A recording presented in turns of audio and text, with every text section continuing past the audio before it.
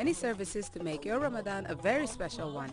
With the AfriCell Prayer Time service, now you can subscribe by typing SUB and send it by SMS to 7120 to receive an SMS reminder 5 minutes before each prayer time for $1 per day only. Also this Ramadan, you can receive different kinds of prayers on your AfriCell line with the Prayer of the Day service by simply sending a blank SMS to 7122 and receive 2 text messages containing a translated and a transliterated version of the prayer for $1 only. All this and more. With your AfriCell line, you can now listen to the Holy Quran recitation by simply calling 2153, follow the voice prompt, and dial the number of the surah you want to listen to followed by the hash key for 50 bututs per minute only. And live in your Ramadan this year with the prayer of the day, the prayer times reminder, and the Quran recitation service from AfriCell. May all your prayers be answered.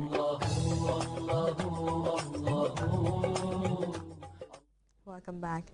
Benin has become the latest African country to abolish the death penalty, in a move that comes as a huge relief to more than a dozen people on the death row there. And about 100 African immigrants in the Spanish city of Barcelona faced deportation, this as disgruntled neighbors raised concerns over their living conditions in an abandoned factory. We have details of these and other stories in this roundup of African news. To abolish the death penalty. The country's parliament approved the decision by a large majority. It comes as a great relief to the 15 or so prisoners on death row in Benin's jails. Until now, Benin's laws called for the death penalty for certain offenses, but this had not been enforced for several years. The last execution dates from 1987. Benin is the 16th country in Africa to abolish the death penalty. Chelsea midfielder John Obi Mikel's father was released by his kidnappers in Nigeria on Monday. Police said 6 suspects had been arrested. Michael Obi was abducted on August 12th and Mikel received a ransom demand days later amounting to 45,000 euros. Mikel's dad recounted the treatment he received at the hands of his kidnappers. They swept me with their boot on the ground. Beat me mercilessly. Soldiers. It was 5 of them, soldiers. Until recently, Nigeria's oil-producing Niger Delta was a fertile ground for abductions. Now public personalities are also being targeted. It's the end of a dream for clandestine immigrants from Africa living in a deserted factory in Barcelona, Spain. There are about 100 of them here. Most have survived by collecting and selling junk. I live here because I have no other solution. We have to live here. We don't have money to rent a house. All we want to do is work. We don't want to disturb or steal or anything like that. But their presence was not quite appreciated by the neighbors, and their eviction is planned for September. They will be taken back to their countries of origin.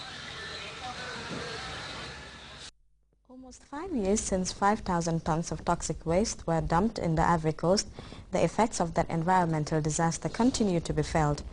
Residents of a village where the waste was buried are coming to terms with a host of unbearable human and environmental hazards. Whilst most people also abandoned those farmlands close to the dump site, some 6,000 people are yet to be compensated, and many too are still in need of medical attention. We have details in this report. It was 5 years ago, in August 2006. Ivorian residents in Abidjan discovered over 5,000 tons of toxic waste had been dumped in different parts of the city in less than 24 hours. The city residents were astonished to learn that the toxic waste had arrived from Europe aboard a ship, the Probo Koala, chartered by an oil trading group called Trafigura. The toxic waste killed 17 people and affected more than 100,000. A visit to the Djibi village, 7 kilometers from Abidjan, shows where the waste was buried behind barbed wire. When it rains, there's a strong poisonous smell, and the effects can still be felt. We live with the toxic waste every day. The company put in charge of taking the waste away has abandoned the site. The workers ran away. So now we don't know what to do with this waste. The human and environmental costs of the toxic waste are still felt by the village residents who suffer from nausea, pains in their chests and breathing problems. Some don't dare return to their fields close to where the waste is buried. The farmers are obliged to abandon their fields because the toxic waste is too close to their fields, and the sickening poisonous smells prevent them from working in the area. In February 2007, the Ivorian government made an agreement with the Trafigura oil group. The Ivorian state agreed not to prosecute the company if it paid €1.5 million in compensation and cleared up the pollution. But although the company paid the Ivorian government, 6,000 people are still waiting for compensation. The victims are now calling on the new Ivorian government to pay compensation they are owed and to provide the medical treatment they need. As Libyan rebels continue to gain ground in Tripoli, the stronghold of Muammar Gaddafi, several Western leaders have called on the embattled colonel to relinquish power to avoid unnecessary bloodbath. Among them is U.S. President Barack Obama, who has also appealed for a peaceful transition. We have more on their views in this report. Violent clashes were taking place across the Libyan capital on Tuesday, but for the international community, Colonel Muammar Gaddafi is becoming a blast from the past. One of his most faithful allies, Russia, finally recognized the National Transition Council on Monday and is ready to work with the new rulers. France once again called on Gaddafi to step down in order to avoid pointless violence. It is time for a ceasefire. There is nothing left for the Gaddafi regime to do. One of his sons has been arrested. He is wanted by the criminal court in The Hague. It's over for Gaddafi. Finished. The fighting must stop so lives can be saved. The rebels appear poised to take over Tripoli, but the really hard work lays ahead, bringing on successful transition and reconciliation. While on a visit to Croatia, German Chancellor Angela Merkel said it is so important to avoid acts of vengeance or settling of accounts. It's very important to stop or to avoid any type of bloodbath. There's much work to be done to help the Libyans build a free and democratic society. While on vacation, Barack Obama called for a peaceful transition that represents all components of Libyan society. It's clear that Gaddafi's rule is over. He still has the opportunity to reduce further bloodshed by explicitly relinquishing power to the people of Libya. The opposition should continue to take important steps to bring about a transition that is peaceful, inclusive, and just.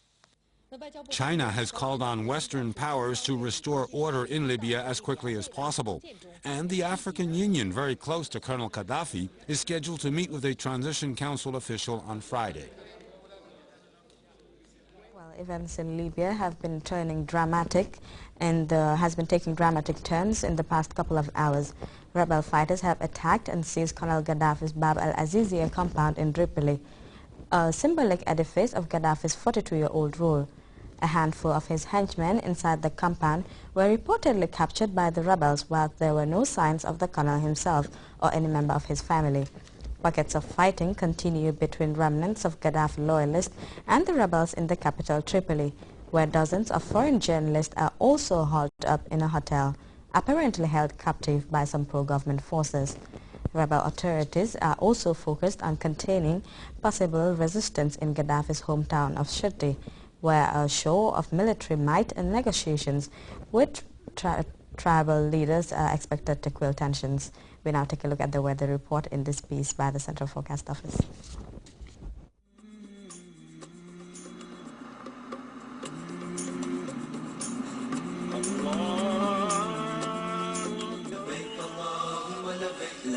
Oh yes, you can drive your way there. With the Elton to Mecca Jafale Kafo promo, the Hajj is possible. Stay loyal or become a member of the Elton Jafale Kafo today and enjoy the double take. Because every time you fill your tank at any of our Elton stations, you get a chance to be in our monthly raffle draw.